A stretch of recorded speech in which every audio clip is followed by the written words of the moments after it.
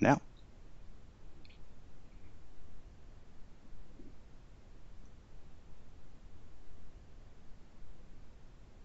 Good afternoon, everyone. This is Rebecca Robinson. I am the Director of Enterprise Wealth Management for Zions Bancorp.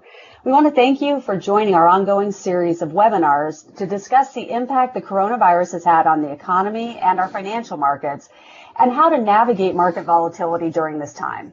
Today, we're going to have Anthony Valeri, our Chief Investment Officer, provide commentary on recent market actions and what to expect going forward. Then we'll be joined by Chris Considine, our Director of Wealth Planning, to talk about the new tax filing deadlines and previous legislation that has passed, with also some brief commentary on the Senate agreement that came down late last night. Finally, Chris will share some planning advice we'd like all of our clients to hear on things they can be doing during these very difficult times. So things like continued market volatility, including yesterday's significant market increase, the Senate agreement promising $2 trillion of governmental stimulus, as well as guidance on legislation passed 2 weeks ago, will all give rise to today's webinar. So with that, Anthony, I'm going to hand it over to you. Okay, thanks very much, Rebecca, and thank you everyone for taking time to listen in on our webinar here. We really appreciate it, and we will continue to do our utmost to keep you advised through this difficult market period. Let's go ahead and get started with some of our key talking points. And first and foremost, I would say brace yourselves for some very weak economic data in the weeks ahead. A lot of this is a result of the shelter in place and similar restrictions. A recession at this point is likely, unfortunately. I think most people are aware of that, but given what's transpired in the last couple weeks, I think it's become very much a reality. That will start shortly tomorrow. I'll talk more about that. The good news is that stock prices already reflect a recession. I mean, a lot of that, the decline happens in anticipation of a difficult period, and this decline in the stock market, as we've mentioned before, the quickest move to a bear market in history. Stock valuations now, particularly relative to bonds, are in attractive territory. And the Fed has been very aggressive, more so than during the 2008 financial crisis, in providing key support for the market. We just mentioned this, Congress working on a stimulus bill. It got this slide approved by our compliance just ahead of the final vote, but it has been approved for $2 trillion. And as we've mentioned in the past, we believe that bottoming is a process, and it takes time, sometimes a few weeks to a few months, and we'll talk about that as well. We still think that is the case, even though we do see value now, so it requires patience and staying to a disciplined investment strategies. And then lastly, we'll talk about some of the signposts we're looking for as to ultimately what will signal more of a market bottom and stabilization.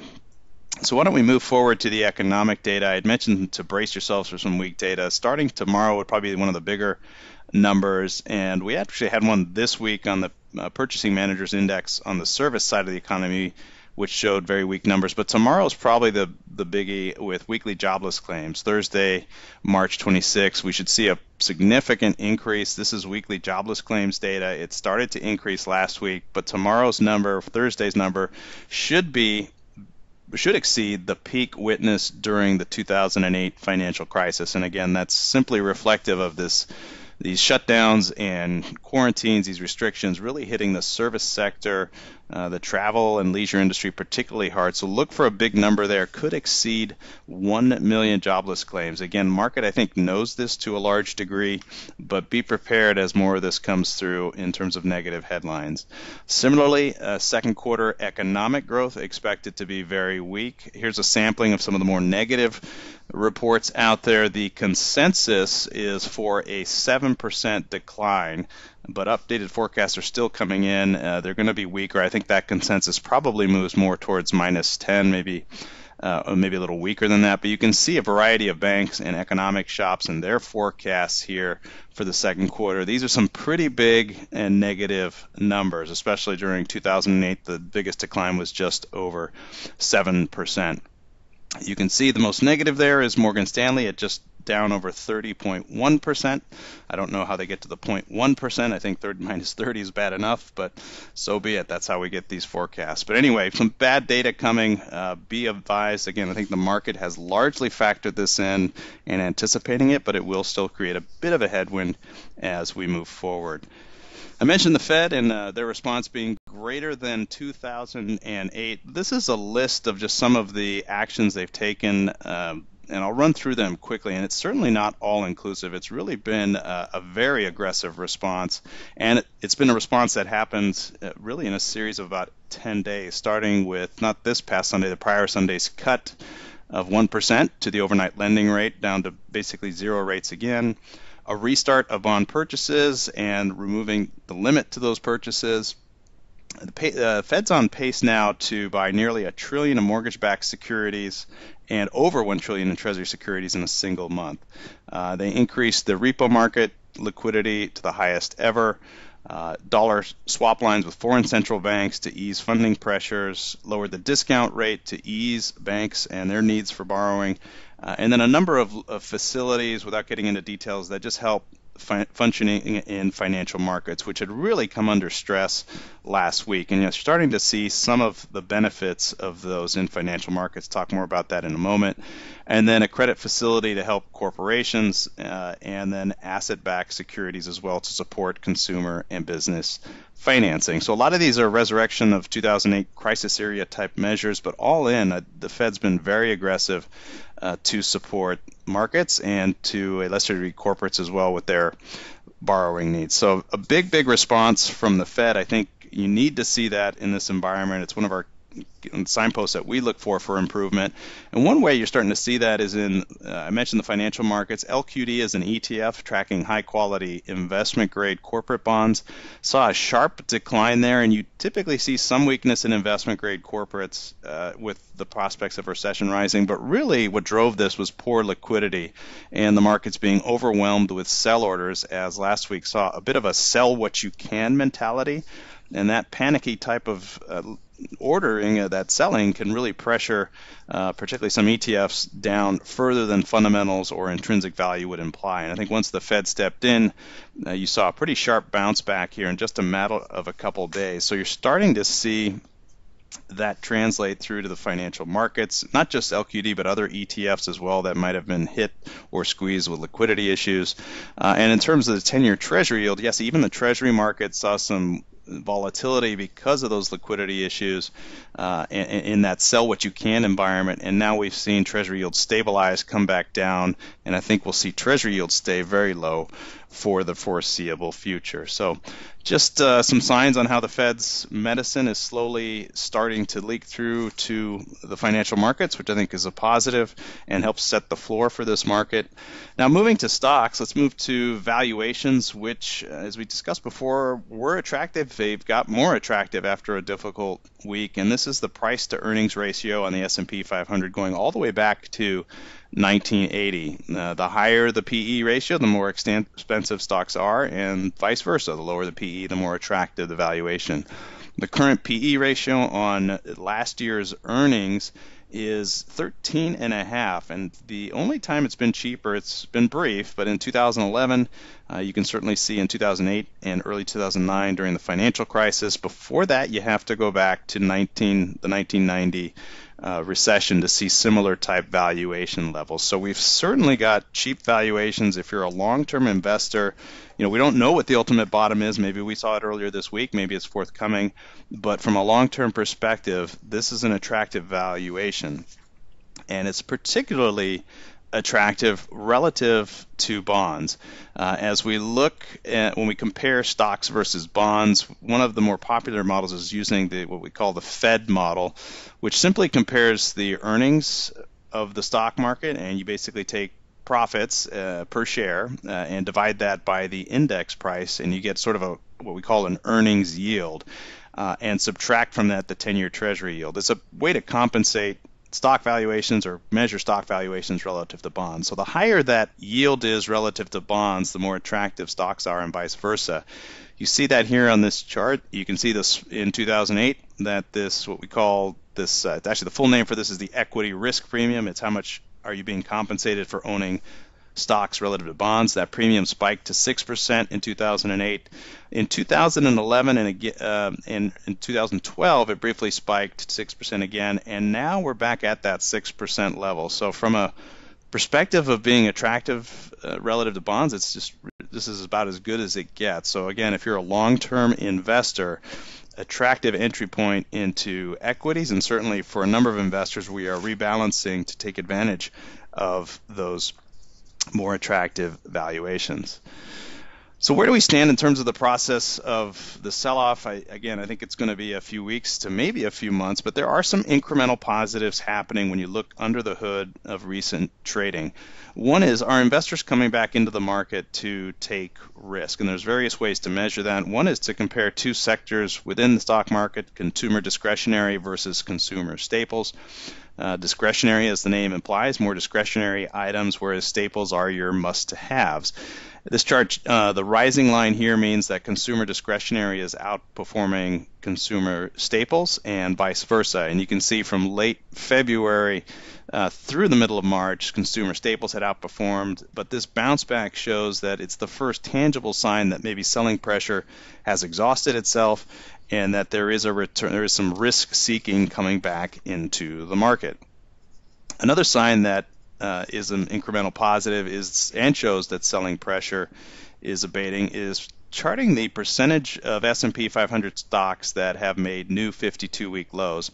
That number peaked twice. One was last Monday, and then actually in the prior week as well. But that since, the number of new lows has been slowly decreasing. The rise you see there is on Monday's decline in the equity market, but that lower trend is an encouraging sign, one that we like to see. And I don't want to make too much of these. This is just a start. There are other components to engineer a turnaround, but to start to see some of these metrics now is encouraging and ultimately helps the market put in a bottom.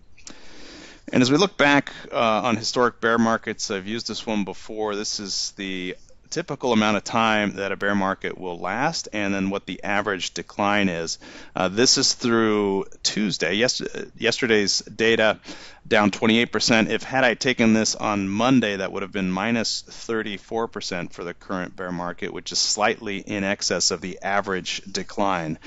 So we've experienced a very, not only the sharpest decline, but a decline that has already exceeded the average of a typical bear market. That's not to say it couldn't go lower, but hopefully it provides some context on just how severe this pullback already is. Now let's move to another one of sentiment reading quickly that I think is worth noting. Just got data yesterday on the institutional investor survey of whether folks are bears or bulls. And there's a couple of surveys out there that ask investors, are you bearish or bullish on the market? One is the American Association of Individual Investors, which we're not showing here. This is more the institutional investor level, and this one finally got to a point where bearish investors exceeded bullish investors. The percent bearish was 42% for the coming in the most recent reading. And the significance of this is that when you have enough of this negative sentiment, you do get a point where it sets up for a rebound in the market. And you can see here the 6 and 12 months returns after that sentiment had reached its threshold of exceeding the amount of investors that are bullish. So this sort of negative reading is a good one to indicate a potential turnaround. And the timing is, near-term timing is tough to be spot on. But again, if you have a longer-term horizon, 6 months, 12 months, historically, this has been a good sign. Now let me take a longer-term view on what happens to stocks during a recession. Again, I had mentioned it's likely we're in a recession. March is likely going to be the start of that, given the data we're seeing and the ongoing presence of shutdowns. Here is the S&P 500 during the 2007-2009 recession. The recession didn't end until June of 2009, and unfortunately we don't know until after the fact when it ends, but it just goes to show you that when it bottoms before the end of a recession. Here, this was March of 2009. I also want to show that there were multiple bottoms along the way. There were a few spots where October 2008 witnessed obviously a sharp decline, a minimal bounce back before bottoming again in December of 2008 before a brief rally and then subsequent loss again. So as I mentioned before, some of these bottoms take time, and more importantly, the stock market reverses ahead of the end of a recession. So important to realize that the stock market is a forward-looking mechanism, and we do get a lot of questions on when do I get back in, should I add money? Well, it's really hard to time that, but be aware that by the time you get the all clear that a recession is over, the stock market will likely have moved on ahead of that. Let's take a look at another recession. This is the 2001 recession, which was preceded by the dot-com and telecom bust, so a little different experience, showing two things here. Once the market trying to bottom in April of 01, the recession started in March, and then bottoming firmly in October, again about a couple months ahead of the end of the recession. So showing that there is a false or bear market rally before it ultimately bottoms completely. Again, this is this particular environment, 2000, 2001, 2002 with the September 11 attacks, I think a different environment, but goes to show you that the stock market still rebounds before the end of the recession.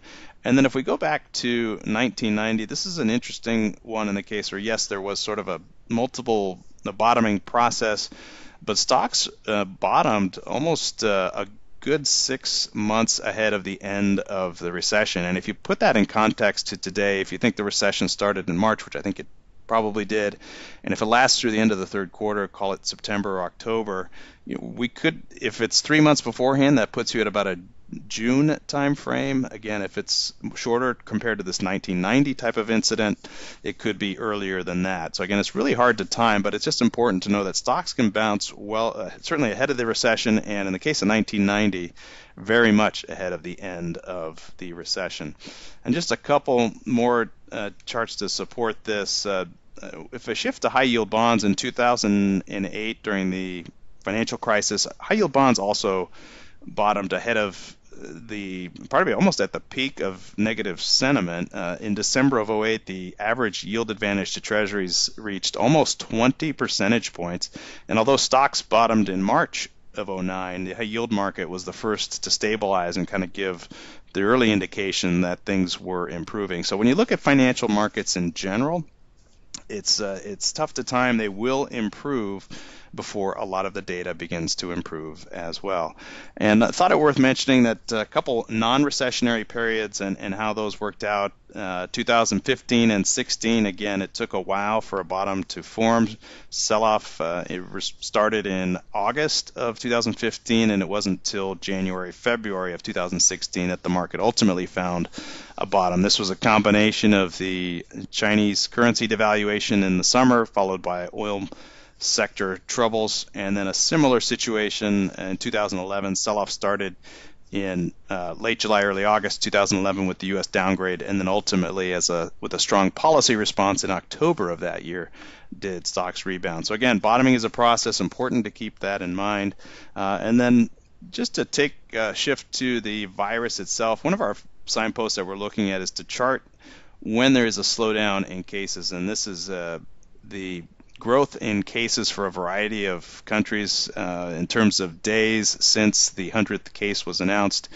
You can see the red line, which is China, but the dark blue line is the United States. That pink line is Spain. The U.S. is seeing some of the fastest acceleration here in cases, and I think that is going to provide a headwind. Ultimately, we need to get the number of cases under control for more confidence to return to financial markets, and that is still elusive. So we'll keep tracking this as well. On a positive note, the number of cases in Italy, they're still increasing, but that rate of growth now is in the single digits. So those lockdowns finally having an impact in Italy, and I think that's an encouraging sign as we try to look towards the end of this virus and its effect on society. So we'll continue to track that, but this growth of virus is still somewhat elusive. And then a few charts on just investing and long-term thoughts really on how you should view the markets. When you look at annualized returns in the equity markets, 70% of the time, actually 73, and this is the top chart here, markets finish with a gain. So for the most part, the odds are in your favor for positive returns and investing for the future. 27% of years going back to 1926 were negative.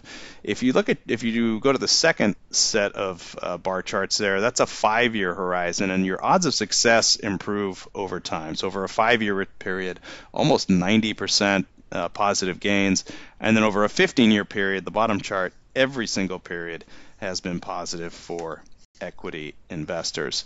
And I thought I'd include, if we look back at prior downdrafts in the market, prior crises, if you will. You look at 1987 and the crash, the Gulf War, the Asian crisis of 1998, tech bubble, financial crisis, the U.S. credit downgrade in 2011, and then recently the trade war. You can see the decline in U.S. stocks over those periods, and then you can see the subsequent bounce back, which is very strong. Should say that. And again, this is just 12-month bounce back. So in the case of the financial crisis, although stocks were up 68% in that following 12 months, that didn't recoup all of the losses from that crisis, but it shows you the strength of the rebound just simply in the next 12 months. And of course, in all of those cases, stocks continued to move higher. So important to have that perspective that historically stocks have bounced back from severe downdrafts, and important to have that longer-term perspective. Also to remember that if you miss out on some of the best days in the market, your returns will weaken over time. And here is the period January 1995 through March 15, 2020, the last just over 25 years here, roughly 25 years, and you'll see that if you're fully invested, that's a 7.3% annualized return, but as you miss even just 5 best days, those returns start to decrease, and as you go to the right, you'll see them missing out on more and more of those bigger up days has a really detrimental impact on long-term performance. So be careful with trying to time the market. We certainly don't advise it. We recommend staying with an disciplined investment approach, and we are certainly encourage folks to rebalancing, which we're helping many clients do that right now. And then let me shift before I turn it over to Chris on some of our signposts that we are looking for a potential turnaround. So one is cheaper valuations in the stock market. Trailing PE ratio is 13.5. So we've definitely achieved cheaper valuations. So check that off the list. Peak negative sentiment, that's been achieved as well. There are multiple indicators showing the peak fear in the market. It doesn't necessarily bounce back right away, but that's a first checkpoint to see when the worst of the declines are behind us and the market begins to bottom. We've seen aggressive action from the Fed. Fiscal stimulus, both the U.S. and abroad. We have it in the U.S. announced last night, and that is a big positive. You'd likely to see about a similar stimulus in terms of size of the economy from Germany as well, and then signs of the virus case slowing, and we're not seeing that yet. That is one that is missing. Again, I mentioned how the number of cases is slowing in Italy, so we'll keep an eye on all of these, but again, we're getting closer to, I think, an ultimate bottom is in the market. Chris, a number of positives from the fiscal stimulus bill. I know planning issues that you'll talk about as well. I think that'll also stimulus certainly help investors, but let me turn it over to you here for more on the planning side. Great. Thank you, Anthony. Really great information there. Hopefully everybody will continue to tune in to these webinars, because I think Anthony's just doing a fantastic job of keeping everybody apprised of the breaking information in regards to markets. I want to talk a little bit today about some of the tax news that has come down really in the last 48 hours. Also, we're going to get to some specific planning advice that we've got for clients. But let's jump right into some of the latest tax and legislation news that's out there. So yesterday, the U.S. Treasury Department, Internal Revenue Service, and the U.S. Department of Labor announced that small and mid-sized employers can begin taking advantage of 2 non-refundable payroll tax credits designed to immediately and fully reimburse them, dollar for dollar, for the cost of providing coronavirus-related leave to their employees. This relief to employees and small and mid-sized businesses is provided under the Families First Coronavirus Response Act signed by President Trump all of 1 week ago, but it seems like a month ago to say the least. The credits are going to give businesses with fewer than 500 employees funds to provide coronavirus-related paid leave, either for an employee's own health needs or to care for family members. Under the Act, employees receive up to 80 hours of paid sick leave for coronavirus-related reasons and expanded paid childcare leave when schools are closed or childcare providers are unavailable. To take immediate advantage of the paid leave credits, employers can retain and access funds that they would otherwise pay to the IRS in payroll taxes. If those amounts are not sufficient to cover the cost of paid leave, employers can seek an expedited advance from the IRS by submitting a streamlined claim form that will be released very soon. Also, yesterday, in Notice 2020-18, the IRS provided guidance on some guidance made in regards to the announcement last Friday, which again feels like forever ago, to the extension of the tax filing deadline from April 15th to July 15th. Key points from this guidance include any person with a federal income tax return or payment due on April 15th, 2020 is eligible for relief under the notice. Person includes any type of taxpayer, such as an individual, a trust, an estate, a corporation, or any type of unincorporated business entity. The payment due refers to both 2019 federal income tax payments, including payments of tax on self-employment income, and 2020 estimated federal income tax payments, including payments of tax on self-employment income, regardless of the amount owed. So originally it was you were able to exclude up to $1 million. Anything above and beyond that was still going to be payable on April 15th. That is no longer the case. It is on any amount owed. The return or payment must be due on April 15th, 2020. This relief does not apply to federal income tax returns and payments due on any other date. So this extension does not apply to the filing of gift or estate tax returns. Also, in regards to estimated tax payments, first quarter 2020 estimated income tax payments are postponed from April 15th to July 15th, 2020. Curiously, I'm not sure why they did this. Curiously, second quarter estimated tax payments are still going to be due June 15th, 2020, which means you'll be paying your second quarter before you'll actually have to pay the first quarter, which is July 15th. Also, another important piece for some of our clients out there is contributions can be made to your IRA for a particular year at any time during the year or by the due date for filing your return for that year. Because the due date for filing federal income tax returns has been postponed to July 15th, the deadline for making contributions to your IRA for 2019 is also extended to July 15th, 2020. So for practical purposes, if you would like to still make a contribution to an IRA, you could make it on July 14th of 2020 for the 2019 filing period. I will point out this relief applies only to federal income tax payments. State filing and payment deadlines vary and are not always the same as the federal filing and payment deadline. So we urge you to check with your state tax agencies for those details. Now, a couple of notes about the agreement that was passed by the Senate last night. Now, I know there's still some arguing going on. Hopefully that it gets abated. They're still planning on trying to have a final vote on this by this evening. Hopefully by the time everybody hears this, it will be done and it will be passed. But the legislation is expected to sail through the House and be signed by the President at some point, perhaps by next week. It's definitely an evolving situation, but we do believe that we're going to have this stimulus, and it's going to be a much-needed boost to also help out the Fed, as Anthony was explaining, with all that they're doing. The legislation right now is a $2 trillion rescue package aimed at combating, obviously, the coronavirus pandemic across the country. The government, it will send checks directly to taxpayers. For those with incomes below $75,000 per year, each taxpayer will receive a check for $1,200. Families will receive an additional $500 for each child in the family. The $1,200 per taxpayer will be phased out as income rises above the $75,000 mark, and it's going to be eliminated entirely for those with income above $99,000. Unemployment benefits will also be expanded, both in benefits and in who qualifies.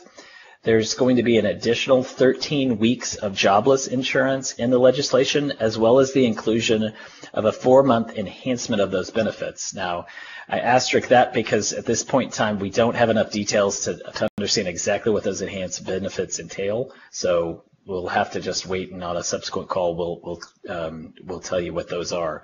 Also, unemployment benefits are now available for freelance workers, so furloughed employees, gig workers such as Lyft or Uber drivers. There's also some provisions in the bill that includes the creation of a federally guaranteed loans program, which is going to be available via community banks to small businesses that pledge not to lay off their workers. These loans will be available during an emergency period ending June 30th and will be forgiven if the employer continues to pay workers for the duration of the crisis. Loans for distressed companies would come from a $425 billion fund controlled by the Federal Reserve, with an additional $75 billion available for industry-specific loans, including airlines and hotels. Finally, the agreement includes $100 billion for hospitals and healthcare systems. For a piece of legislation this size, there's obviously much more in the details, and we will share those with you as we learn them. But now I'd like to turn to some planning-specific ideas that we have for our clientele. It's a time of uncertainty, certainly, and we want to make sure that all of you are feeling as empowered as possible, and we think there's still some things that everybody out there should be considering. The first one is, let's take advantage of the federal and state income tax deadline extensions. Obviously, unless you're anticipating a refund, now that you've been able to extend out to July 15th, that's an important piece for a lot of our clients. I will note that one of the things that we'd recommend to clients, however, is a problem. If you are expecting to receive a check from this, one of the problems is just the simple logistics that the federal government has for being able to send out some of these checks. Physical checks could take up to 4 months. If you have been filing online and have in there for direct deposit into your bank account, that's going to make your check be able to come to you, they think, within about 3 to 4 weeks of the legislation finally being filed. So if you think that you're going to be eligible for these types of benefits, we'd recommend that you perhaps file your taxes so that you can include in there where you would like those funds to be deposited. Obviously, if you owe on those, you do not have to pay that until July 15th, but it might be a good idea to get in line so that you can be able to receive these payments. The second big one that I wanted to go over is we really need to prepare for the possibility of incapacity due to illness. We'd recommend to all clients that they locate their medical powers of attorneys, their advance directives, their HIPAA authorizations. Ensure that the named agents and healthcare providers that you have put on those documents also have copies of this. If you have some named agents who don't know that they've been named in your documents, now's the time to let them know. And obviously to get them a copy of this so that they can help deal with whoever they need to on your behalf. If you don't have these documents in place, most of them are statutory and can be downloaded on state or healthcare provider websites. Also, we'd recommend locating your durable power of attorney. Again, this is typically a statutory document that you can download from a state website. The durable power of attorney authorizes an individual to make financial decisions for you. The medical power of attorney authorizes somebody to be able to make medical decisions in the case of your incapacity. Also, consider adding a spouse as a joint owner on any individual accounts you have. If you have a prolonged period of incapacity, or if you do pass away, it would probably be very beneficial for your spouse to be able to access funds in order to be able to help in this interim period. Finally, you could transfer assets such as homes, investment accounts to a revocable trust. If you have one of those, it's going to make probating your estate much, much easier if you do pass away. Some other practical issues that we'd really recommend clients start thinking about if they don't already have in place. And the first one is just maintaining sufficient liquidity to cover 3 to 6 months of living expenses. If your monthly expenses are unknown, now's a good time to calculate and refine that budget. If you're in a city that's a shelter in place like Anthony and I are, you have a little bit of time, hopefully, to be able to pull out that budget, dust it off, and look and see what some of those expenditures are going towards, and be able to refine it. I think it will help in alleviating some concerns if you know that you've got 3 to 6 months covered. Just as in the same way that we are obviously recommending to parents and other individuals to stock up on foods. Don't overstock, but just stock up on it so that you can cover yourself in an interim period. We'd like for you to do the same thing with at least 3 to 6 months of living expenses held in cash. Also, begin proactively saving cash from reduced spending categories due to social distancing. I know for myself, there's no more dining out. I haven't been driving nearly as much. Hopefully that will free up some cash for myself. Hopefully you'll be able to do the same thing, and you can use that to fulfill that short-term bucket. Finally, it goes without saying, you probably want to consider deferring any discretionary major expenses such as new cars or kitchen renovations until we actually get through this. And then just to dovetail off of what Anthony has been talking about, we want to make sure that you're ensuring your asset allocation aligns with your goals, your time horizon, and risk tolerance. Revisit those goals and adjust investment strategy only if the goals have changed, not based on daily market movements. All of the volatility that we've been seeing, as Anthony has described for us, it's likely to start to peter out at some point in time. And that's when we want to be making some changes. That doesn't mean that we don't want to rebalance your portfolio to realign with your strategy, be able to take advantage of that. But we don't believe it's in your best interest to completely change how you've invested to this point based on just daily market movements. Rather do it in a rebalancing way so that you can realign your strategy with the goals that you've got. So with that, I'd like to turn it back over to Anthony for some final thoughts.